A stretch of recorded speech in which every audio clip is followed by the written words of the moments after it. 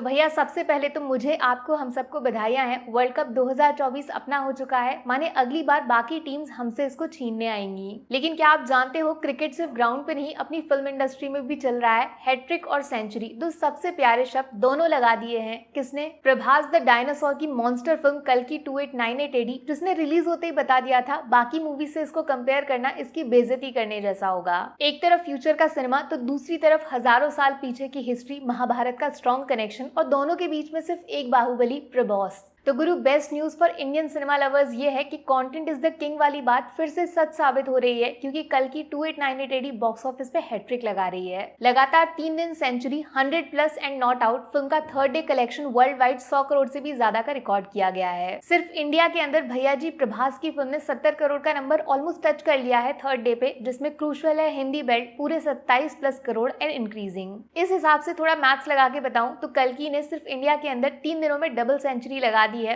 Full speed batting 220 crore plus. और सिर्फ इतने पे खुश मत हो जाओ, अभी तक जितना भी नंबर आया है वो सब पीछे रह जाएगा जब संडे का कलेक्शन कल बाहर आएगा। जानते हो, जब आप ये वीडियो देख रहे हो ना, सिर्फ इतने में कल्कि आज 30 जून को 20 करोड़ का बॉक्स ऑफिस बिजनेस डन कर चुकी है। माने डे 4 कितना भी कम मान के चलोगे तो भी सिर्फ इंडिया से ये कलेक्शन 80-90 करोड़ का नंबर भी टच कर सकता है। फ्लावर समझा क्या, डायनासोर है ये। हाँ, तो वर्ल्ड वाइड सिर्फ संडे माने 4 दिनों के बाद कल्कि का फाइनल नंबर कितना होगा कोई जोड़ के बताएगा? रहने दो, मेहनत मत करो। 5 सेंचुरी माने 500 करोड़ से भी पार। बूम। फिल्म को अब प्रॉफिट बनाने के लिए सिर्फ 250 करोड़ की जरूरत और है, क्योंकि प्री रिलीज बिजनेस 380 करोड़ हो चुका है। लेकिन कहानी में असली ट्विस्ट तो अब आएगा जब मैं आपको बताऊंगी। ये तो सिर्फ शुरुआत है, नाग अश्विन इतने में खुश नहीं होने वाले। कल्कि पार्ट 2 ऑलमोस्ट रेडी है सर। क्यों लगा ना झटका? हम लोग यहाँ पार्ट 1 पे अटके हैं, उधर फिल्म के मेकर्स ऑलरेडी इतना कॉन्फिडेंट थे कल्कि के रिजल्ट को लेकर कि उन्होंने पार्ट 2 बनाना कब का शुरू कर दिया था। आप जानते हो बाहुबली 1 का 650 करोड़ कलेक्शन बाहुबली 2 के साथ 1800 करोड़ कलेक्शन में कैसे बदल गया? सिर्फ 2 छोटे से शब्द, रिलीज डेट। राजामौली सर की स्मार्ट प्लानिंग और खतरनाक स्ट्रेटेजी। एक तरफ कटप्पा ने बाहुबली को क्यों मारा, ये सवाल जब तक लोग भूल नहीं पाए, उतने में तो बंदा अपनी फिल्म के सीक्वल के साथ रेडी होकर थिएटर्स में पहुंच गया था, और फिर टिकट्स के लिए जो लाइन लगी वो सीधा 1800 करोड़ के बिजनेस में बदल गई। ये सब कुछ जानते हुए भी और अब फिल्म के लिए पब्लिक का रिएक्शन देखने के बाद अगर नाग अश्विन कल्कि पार्ट 2 को रिलीज करने में 3-4 साल लगा देते हैं तो भैया इससे बड़ी मिस्ड अपॉर्चुनिटी शायद ही कभी इंडियन सिनेमा में देखी गई होगी।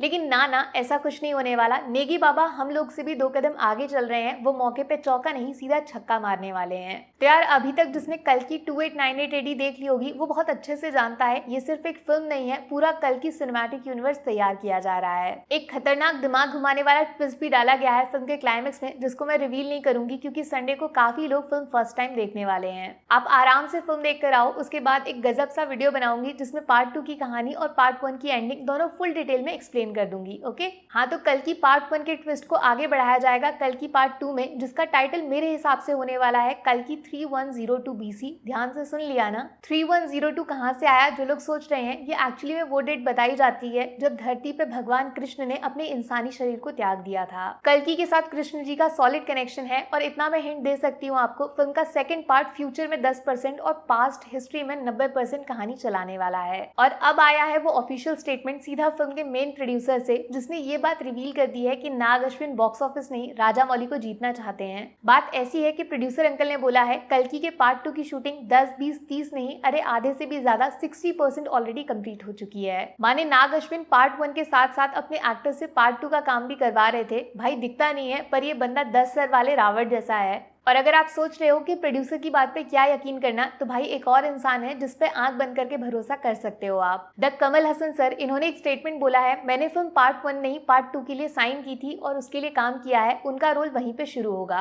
आप ये मान के चलो, हमने जो अभी कल्कि 2898 एडी में देखा है वो एक्चुअली फिल्म का 5% भी नहीं है गुरु। इसका असली खेल पार्ट 2 3102 BC में शुरू किया जाएगा। ये जो मल्टीपल कैमियोस फिल्म के अंदर रिवील किए जा रहे हैं सिर्फ कुछ सेकंड के लिए, उनका पूरा इस्तेमाल किया जाएगा फिल्म के सेकंड पार्ट में। हाँ, तो अरे पार्ट 2 कब आ सकता है ये तो बताना भूल ही गई। देखो 60% शूटिंग डन है और बाकी 40% खत्म होने के बाद VFX का काम शुरू किया जाएगा। आइडियल सिचुएशन तो ये बनती है कि कल्कि 3102 BC को 2026 की शुरुआत में रिलीज कर दिया जाए। नाग अश्विन के दिमाग में ये डेट जरूर घूम रही होगी, लेकिन जैसा इन लोगों का पास्ट रिकॉर्ड है, सॉन्ग, टीजर, ट्रेलर, पोस्टर कुछ भी टाइम से आया नहीं है, तो अगर एकदम वर्स्ट केस को मान के चलते हैं, फिर भी कल्कि का सेकंड पार्ट किसी भी हालत में 2026 के एकदम लास्ट दिसंबर दिसंबर वगैरह तक रिलीज हो सकता है 100%। इससे ज्यादा इंतजार नहीं करना पड़ेगा, गारंटीड। फिलहाल तो पार्ट 1 चल रहा है थिएटर्स में और जितना मुझे लगता है ये फिल्म 1000 करोड़ से बहुत आगे जाएगी, काफी दिनों तक थिएटर्स में रूल भी करेगी, एटलीस्ट अगस्त एंड तक। तो क्या उत्सव की तैयारियां करिए, कल की सिनेमैटिक यूनिवर्स का अगला दरवाजा 1.5 साल के अंदर अंदर खुल जाएगा।